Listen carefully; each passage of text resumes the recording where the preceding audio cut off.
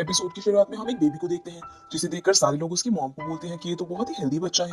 क्या ये लड़की है? जहाँ उसकी मॉम जवाब में कहती है कि हाँ ये एक लड़की है और उसका नाम जू है। वो बचपन से ही दिखने में काफी अगली थी और लड़कों जैसी दिख रही थी, इसलिए उसके कजन्स भी उसका मजाक उड़ाते हैं और कहते हैं कि जू को बड़ी होकर सर्जरी करवानी होगी। लेकिन उसकी मॉम उससे बोलती है कि अगर तुम अच्छे से पढ़ाई करोगे तो सब कुछ ठीक रहेगा।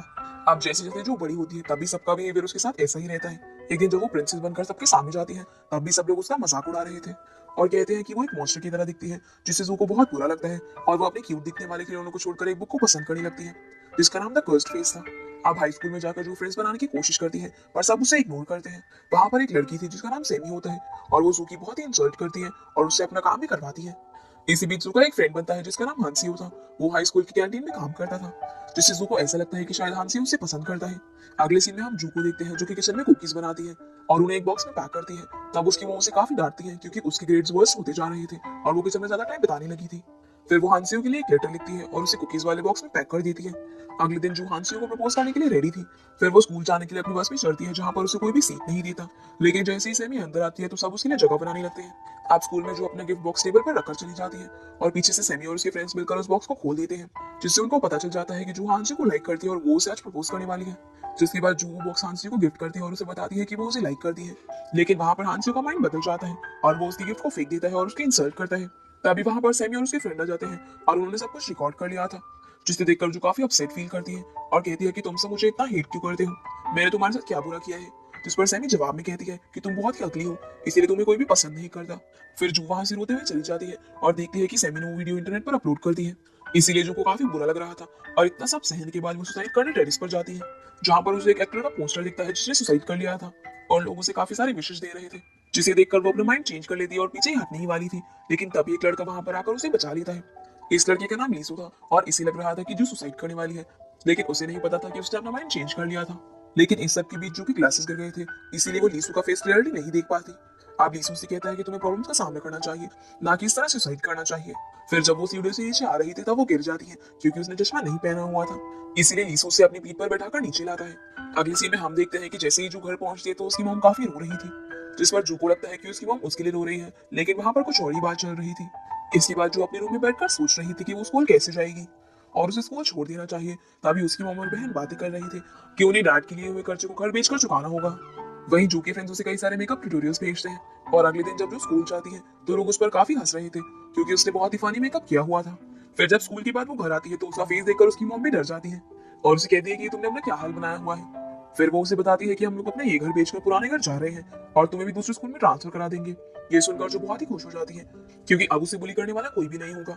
इसके बाद वो अपने रूम में बैठकर बहुत सारे मेकअप ट्यूटोरियल्स देखती है और अगले दिन वो बहुत सारे मेकअप प्रोडक्ट खरीदने जाती है। फिर वो पूरी रात बैठकर खुद के ऊपर मेकअप ट्राई करती रहती है जब तक कि वो एकदम परफेक्ट नहीं हो जाता। और हम देखते हैं कि जो और उसकी फैमिली जिस शहर में जा रहे थे, लीसू भी वहीं पर रहता है। अब जो बहुत ही अच्छा मेकअप लगाकर रूम से बाहर आती है जिसमें वो काफी सुंदर लग रही थी और उसकी फैमिली भी उसे देखकर काफी शौक हो जाती है। इसके बाद जब वो अपने नए स्कूल में जाती है तो सब लोग उसे देखकर काफी इंप्रेस हो जाते हैं और वो सच में बहुत ही ज्यादा ब्यूटीफुल लग रही थी। उसी स्कूल में लीसू भी पढ़ता था लेकिन वो उसे नहीं पहचान पाती क्योंकि उस वक्त उसने अपने ग्लासेस नहीं लगाए हुए थे जब लीसू ने उसे सुसाइड करने से बचाया था। आगे हम देखते हैं कि चलते चलते जो लीसू से टकरा जाती है और उसका मेकअप उसके कोट पर लग जाता है, जिसे वो साफ करने की कोशिश करती है लेकिन वो साफ नहीं हो रहा था। अब जैसे ही लीसू को पता चलता है कि उसके कोट पर कुछ लगा हुआ है तब वो समझ जाता है कि ये जू की वजह से लगा है, इसीलिए वो अपना कोट उतार कर उसके ऊपर फेंक देता है और उसे साफ करके लाने को बोलता है। लेकिन जब जू से वॉशरूम में जाकर साफ करने की कोशिश करती है तब वो साफ नहीं होता क्योंकि उसका मेकअप वाटरप्रूफ था। जिस पर जू से कहती है कि वो उसका कोट ड्राई क्लीन करवाकर वापस ला देगी। अब जब वो क्लासरूम में पहुंचती है तो सभी लोग उसकी काफी तारीफ करते हैं और वहां पर उसकी कुछ दोस्त भी बनती है जिसमें से एक का नाम सूजिन था। फिर स्कूल खत्म होने के बाद वो तीनों एक साथ लंच करने जाती है और काफी घूमती फिरती भी है, जिससे जो काफी एंजॉय करती है और वो काफी खुश थी क्योंकि फाइनली उसे अच्छे फ्रेंड्स मिल गए थे। आगे जब वो अपने रूम में होती है तो उसका भाई उससे अगली फोटोज क्लिक कर लेता है और दोनों इस वजह से लड़ने लग जाते हैं और जू से वो फोटोज डिलीट करने के लिए कहती है, जिस पर दोनों की लड़ाई होती है। जिस पर उसका भाई कहता है कि उसे बदले में डीमन वॉल्यूम की एल्बम चाहिए, इसलिए वो उस बुक को लेने के लिए बुक स्टोर में जाती है जहाँ वो बचपन में जाया करती थी और वो वहां से एक बुक उतारने की कोशिश करती है। पर तभी वहां आकर लीसू उस बुक को उठा लेता है और वो उसे वो बुक छीनने लगती है जिससे वो नीचे गिर जाती है। अब वो जल्दी से उठकर अपना मुंह छुपा लेती है और वहां से भागने लगती है क्योंकि उसने मेकअप नहीं किया हुआ था और उसे डर था कि कहीं लीसू उसे पहचान न ले कि वो स्कूल वाली जो मैं ही हूँ। लेकिन लीसू उसे कहता है कि मुझे वो बुक चाहिए जो तुम्हारे पास है और वो अपना मुंह छुपाकर उसे वो बुक दे देती है और जाने लगती है। पर तभी वहां का ओनर आता है जो उसे कहता है कि मैं तुम्हारे लिए नूडल्स लेकर आया हूँ। अब जू ने खाने के लिए मना कर देती है लेकिन वो ओनर जबरदस्ती उसे नूडल्स देकर चला जाता है जिन्हें जो जल्दी जल्दी खाने लगती है। तभी लीसू उसके पास आकर कहता है कि तुम इस बुक को पहले पढ़ सकती हो। फिर वो उससे पूछता है कि तुम्हारी एज क्या है, और कहता है कि मुझे लगता है कि तुम मेरी एज के हो। पर जो जल्दी जल्दी अपनी नूडल्स खत्म करके वहां से चली जाती है। अब घर जाकर वो अपने भाई को कॉमिक बुक देती है और उसे डांटती है क्योंकि उसकी वजह से आज वो पकड़ी जाती है, लेकिन उसका भाई उसका मजाक उड़ाता है। वहीं दूसरी तरफ हम लीसू को देखते हैं जो कि कल रात के बारे में सोच रहा था। तभी शॉप का ओनर वहां पर आता है और कहता है कि जो ये सब खा लिया। तब लीसू को उसका नाम पता चलता है। अगली सुबह हम देखते हैं कि जो अपना मेकअप कर रही थी और फिर वो अपनी बहन को उसे स्कूल ड्रॉप करने के लिए कहती है। आप स्कूल जाकर जैसे ही जो लीसू को देखती है तो वो उसे देखकर डर जाती है, लेकिन लीसू उसे नहीं पहचानता और उसे इग्नोर करके चला जाता है। वहीं जो की फ्रेंड सोचकर उसके पास आती है और हम देखते हैं कि लीसू एक लड़की से लड़ रहा था क्योंकि उसने उसकी फोटो क्लिक की थी। तब लीसू से वो फोटो डिलीट करने को कहता है और वहां से चला जाता है। वहीं हम जो की सिस्टर को देखते हैं जो कि स्कूल के बाहर बैठी हुई थी। तभी उसकी नजर वहां पढ़ाने वाले एक टीचर पर जाती है जो कि एक बच्चे के साथ खेल रहे थे। अगले सीन में हम देखते हैं कि जो एक मेकअप शॉप पर मेकअप खरीद रही थी। तभी वहां पर सैमी और उसकी फ्रेंड्स आ जाती हैं जिन्हें देखकर जो काफी डर जाती है और उसे पहले की बातें याद आ जाती है कि कैसे सैमी और उसकी फ्रेंड्स उसे परेशान किया करते थे। लेकिन इस बार सैमी उसे जरा भी नहीं पहचान पाती और जैसे ही जो वहां से भागकर बाहर आती है तब वो एक बाइक राइडर को देखती है जिसके पीछे कुछ लोग पड़े हुए थे और उस बाइक राइडर की टक्कर गलती से जू से हो जाती है। तब वो उसे पूछती है कि क्या वो ठीक है, पर वो वहां से भाग जाता है, लेकिन वो लोग उसे पकड़कर मारने लगते हैं। तब जो वहां लगे सायरन को बुझाती है जिसे सुनकर उन्हें लगता है कि शायद पुलिस आ रही है और वो वहां से भाग जाते हैं। अब जैसे ही जो वहां से जा रही थी तभी उसके सामने वो लड़का आ जाता है और उससे पूछता है कि वो कौन है, लेकिन जो बिना कुछ कहे वहां से चली जाती है और उसे याद आता है कि वो उस लड़के को हेलमेट देना तो भूल ही गई। अगले दिन हम देखते हैं कि लीसू अपनी ट्रेनिंग कर रहा था। तभी वहां पर उसके डैड आ जाते हैं जो कि लीसू से 7 साल बाद मिल रहे थे, पर लीसू उन्हें देखकर खुश नहीं होता और जैसे ही उसके डैड उससे बात करने की कोशिश करते हैं तब लीसू उन्हें कहता है कि वो वापस क्यों आए। उसके डैड उसे अपने साथ प्रैक्टिस करने को कहते हैं, जिस दौरान उसे पुरानी बीती बातें याद आती हैं कि किस तरह से उसकी आंखों के सामने उसकी मॉम ने अपना दम तोड़ा था। और ये सब सोचकर वो अपने डैड को प्रैक्टिस के दौरान हराकर चला जाता है। जाते जाते उसके डैड उसे साथ रहने को कहते हैं, पर लीसू ने मना करके वहां से चला जाता है। अगले दिन हम देखते हैं कि जो उस बुक शॉप पर वापस जाती है और शॉप के ओनर से पूछती है कि क्या कल रात वाला लड़का तो यहाँ पर नहीं है, जिस पर वो ओनर उसे मना कर देता है। फिर जो अंदर चली जाती है और अंदर जाकर एक बुक देखती है जिसे देखकर उसे याद आता है कि ये बुक उसने बचपन में भी पढ़ी थी। और जैसे ही वो उसे खोलती है तो उसके लास्ट पेज में उसे एक स्टिकर भी मिलता है जो बचपन में उसने ही वहां पर रखा था। अब जब वो उस बुक को देख ही रही थी तभी वहां पर लीसू आ जाता है जिसे देखकर जो अपना फेस बुक से छुपा लेती है। पर लीसू से कहता है कि उसे भी एक बुक चाहिए, इसीलिए वो अपनी बुक लेकर साइड हो जाए, लेकिन जू से कहती है कि वो एक बुक ढूंढ रही है इसीलिए वो साइड नहीं हो सकती।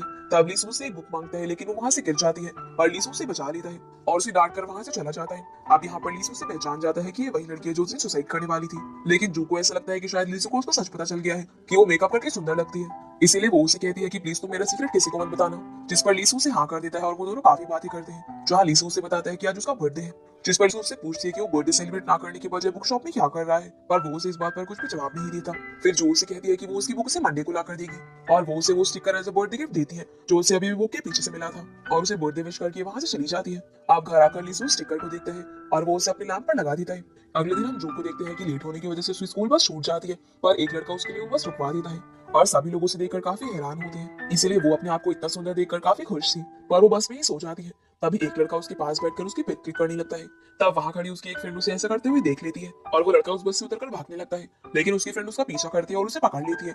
फिर वो उसे पुलिस के हवाले कर देती है। अब जो अपनी फ्रेंड्स के साथ स्कूल जाती है जहाँ पर वो लीसू को देखती है और वहाँ वो उस बाइक राइडर को भी देखती है जिसे देखकर वो शौक रह जाती है और हमें पता चलता है कि इस बंदे का नाम सियोजुन है जो कि लीसू और जो कि स्कूल में ही पढ़ता है। अब हम देखते हैं कि जब जो अपना खाना खा रही थी तब उसे सभी लोग देख रहे थे। जो अपना खाना खाने के बाद लीसू के पास जाती है और उसे उसका फेवरेट स्नैक देती है और कहती है कि मुझे तुम्हारी पसंद पता है और उसे कहती है कि मुझे छत पर आके मिलो। अब जैसे ही लीसू छत पर आता है तो वो उससे काफी रूड बिहेव करता है, लेकिन जो उससे काफी प्यार से बात करती है क्योंकि उन दोनों के बीच मिसअंडरस्टैंडिंग हो गई थी। जहाँ जू को ये लग रहा था कि लीसू को उसका सीक्रेट पता है कि वो असल में अगली है और वो मेकअप लगाकर खूबसूरत लगती है, लेकिन छत पर जू को समझ आ जाता है कि लीसू को इस बारे में नहीं पता है। पर तब तक काफी देर हो चुकी थी और लीसू बैग लेकर वहां से जाने लगता है जिसके अंदर वो कोट और वो बुक थी, इसलिए बड़ी मुश्किल से जू से वो बैग वापस ले पाती है। अब लीसू रात में जू को कॉल करके उससे कॉमिक बुक मंगाता है, लेकिन उसने ठीक से क्लैरिफाई नहीं किया था कि उसे कॉमिक बुक चाहिए, जिस वजह से जू काफी कंफ्यूज हो जाती है और वो ये सोचने लगती है कि लीसू को अपना कोट वापस चाहिए या फिर कॉमिक बुक, इसीलिए वो अपने आधे फेस पर मेकअप लगाकर और हेलमेट पहनकर लीसू से मिलने जाती है। जहाँ लीसू उसके लिए ड्रिंक मंगवाता है, लेकिन वो हेलमेट के अंदर से ही ड्रिंक पीती है,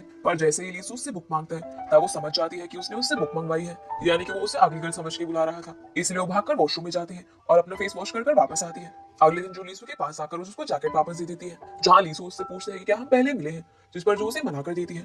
फिर वो अपनी क्लास में जाती है जहाँ पर उसकी फ्रेंड की एनिवर्सरी का सेलिब्रेशन हो रहा था, पर तभी कोई उसके फेस पर केक फेंक देता है। तब वो चिल्लाती हुई भागकर वॉशरूम की तरफ जाती है जहाँ पर पहले से ही काफी सारी लड़कियां थी, जिन्हें देखकर वो डर जाती है और जब वो अपना मुंह धोती है तो उसकी असलियत सबके सामने आ जाती है, जिसे देखकर सभी लोग शौक रह जाते हैं, लेकिन ये सब सिर्फ उसका ही सपना था। तभी वहां पर लीसू आ जाता है जो अपनी जैकेट से जो को कवर कर उसे वहां से ले जाने लगता है और इसी के साथ ये एपिसोड यहीं पर खत्म हो जाता है। तो गाइस ये थी आज की वीडियो एंड आप लोगों को वीडियो पसंद आई होगी तो वीडियो को लाइक कर चैनल को सब्सक्राइब जरूर कीजिएगा। तो आपसे फिर मिलते हैं अगले एपिसोड में, तब तक के लिए गुड बाय।